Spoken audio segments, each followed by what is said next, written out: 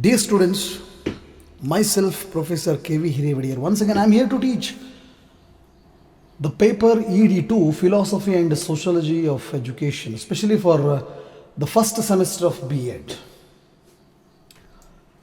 So, dear students, today we are going to study the concept of a philosophical foundation of education, especially the meaning and scope of philosophy.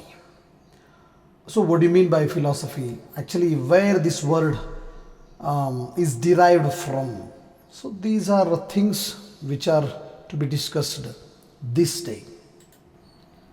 Western philosophy was born in Greece, and the term philosophy has to its root in Greece and in the Greek language. It's quite commonly known that the philosophia etymologically means the love of wisdom. The two words actually, I'm telling the two words, one is philia and plus sophia. But Sophia had a much wider range of application than the modern English wisdom. So wherever the intelligence can be exercised in practical affairs, in the mechanical arts, in business, there is room for Sophia. Herodotus used the verb philosophian in a context, especially in which it means nothing more than the desire to find out. So we can find a gradual growth in the meaning of philosophy as we go through the history of thought. Dear students, according to a tradition that Pythagoras, I think you have come across the name, Pythagoras was the first to describe himself as a philosopher. He speaks of three classes of people attending the festal games: those who seek fame by taking part in them, and those who seek gain by playing their trade, and those who are content to be spectators. So philosophers resemble the third class, that's called spurning both fame and profit. They seek to arrive at the truth by contemplation. And Pythagoras distinguished the Sophia sought by the philosopher, that is a knowledge based on contemplation, from the practical shrewdness and of the businessman and the trained skill of the athlete. Plato points to Socrates as the philosopher. So Plato gives a few characteristics of philosophical wisdom, such as ability to enter into critical discussion, having direct access to true reality, knowledge of the purpose of life, etc. As evident from above, although the philosophy is etymologically defined as a love of wisdom, the meaning of wisdom is taken in a wider sense. We will be dealing exclusively with the motion of wisdom in the unit itself. Sometimes we can say that Oxford Dictionary defines the philosophy as that the department of knowledge which deals with the ultimate reality or with the most general cause of especially the principles of things. It is presumed here that the science inheriting the cosmological tradition does not offer us the knowledge of ultimate reality. Only the philosophy can do this. Try to understand, only the philosophy can do this. Science can only tell us how, whereas the philosophy can tell us why.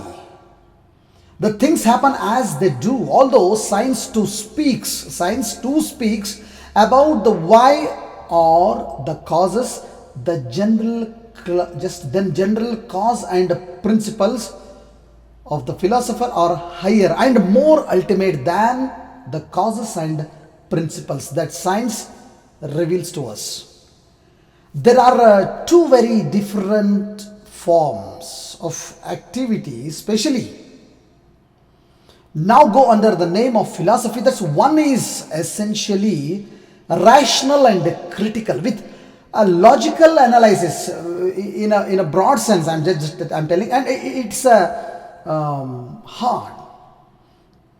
The other we are calling is openly hostile to rational analysis and even professes to arrive the general conclusion by the phenomenal just we are calling as intuitions or some interpretations. The various schools of thought just belonging to those two branches make use of different procedures and or methods which will be very taken up in my next unit when we will be discussing, don't worry. And now actually the Aristotle considers that the philosophy as the first and the last science. And the first science because it is logically presupposed by every other science. The last because that deals with the reality in its ultimate principles and causes. He defines it as follows, that there is a science which investigates being as being and the attributes which belong to thin and in virtue of its own nature. Now, this is not the same as any of the so-called special sciences, for none of these treats universally of being as being. They cut off a part of being, investigate the attributes of this part. So when we just used to say these things, we can understand what is actually the philosophy in brief. Just I brought to your kind consideration about what is philosophy. Now, importance of philosophy. The importance of philosophy will show itself as one traverses through philosophy, as one gradually enters into width of philosophy, grow in one's acquaintances with the philosophy, one will experience its depth and importance as well. Just as a philosophy cannot be confined within the precise boundary, so also it is, and its importance at the same time we can refer to a few points that will add to the importance of philosophy. Dear students, every human being has a philosophy of life. It gives shape to his or her life. Even those who do not find any importance for philosophy and question its relevance are in fact shouting aloud its importance by their use of it. Since one's philosophy of life molds one's attitude and convictions, it has to be developed, which is possible only by coming into contact with the way in which philosophers have thought. Study of philosophy is not for intellectual consumption. Out of intellectual curiosity to know how others have philosophized. It is primarily for oneself to develop a philosophy of life. The greatest advantage of a philosophy consists in its ability to make the human mind sharp and disciplined.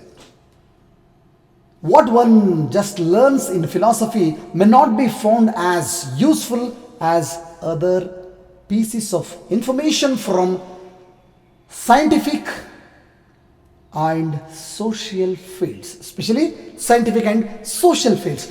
But what it does to human mind cannot be compared to the study of any other science.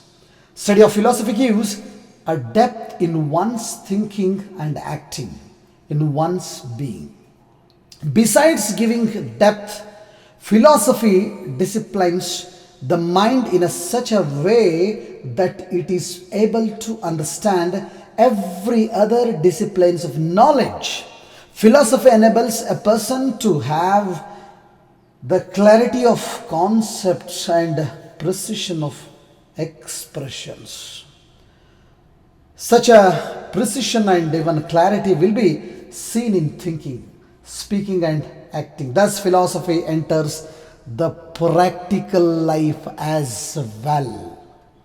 So, it has been generally considered that the philosophy is a purely abstract enterprise without any practical relevance.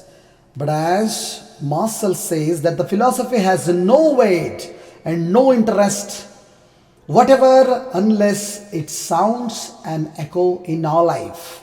Today, philosophy is brought down to philosophizing on questions with which the human are constantly gripped.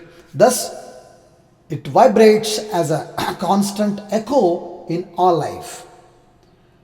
So, philosophy does not put people to slumber, but disturbs and awakens them from their life of mediocrity and stagnation, and spurs them to dynamic action and moral living. This is what was done Socrates of old and Kierkegaard of last century.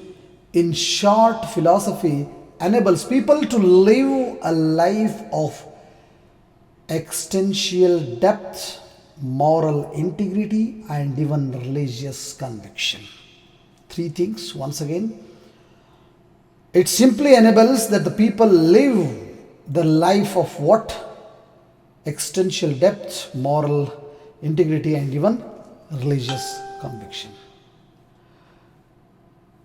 So, dear students, with this I conclude my this day class. I just taught you the very brief meaning of philosophy and its importance. In my next period, once again, I shall bring another concept of philosophy. Thank you very much. Have a nice time. Take care of yourself. Once again, this is Professor K.V. Hirivadi.